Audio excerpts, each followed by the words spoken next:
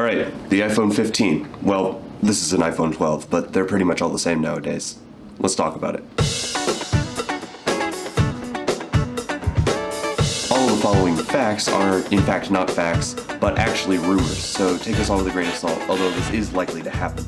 So without further ado, let's get into what we expect from the next generation of the iPhone. By the way, tell me what you think of this new camera angle. Just like last year, there's 4 models of the new iPhone, all with the exact same naming and sizes as the old phones. We've got the iPhone 15, iPhone 15 Plus, iPhone 15 Pro, and iPhone 15 Pro Max. The Plus and the Pro Max, of course, having 3 cameras. While being in the exact same chassis as last year, the biggest difference is that third camera in the 2 biggest models.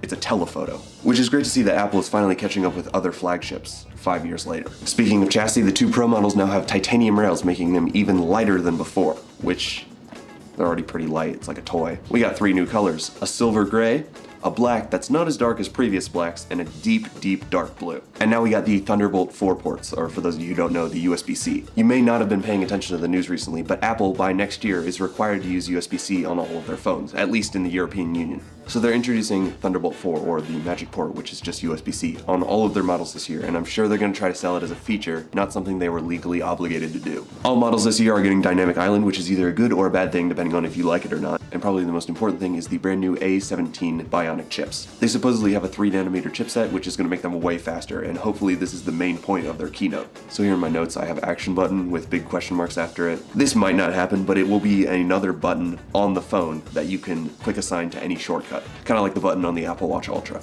It'll serve the same function as double tapping the power button on an Android phone to open the camera or any other app you want. So yeah, this year's keynote is shaping up to be just the same as every other one, not that different.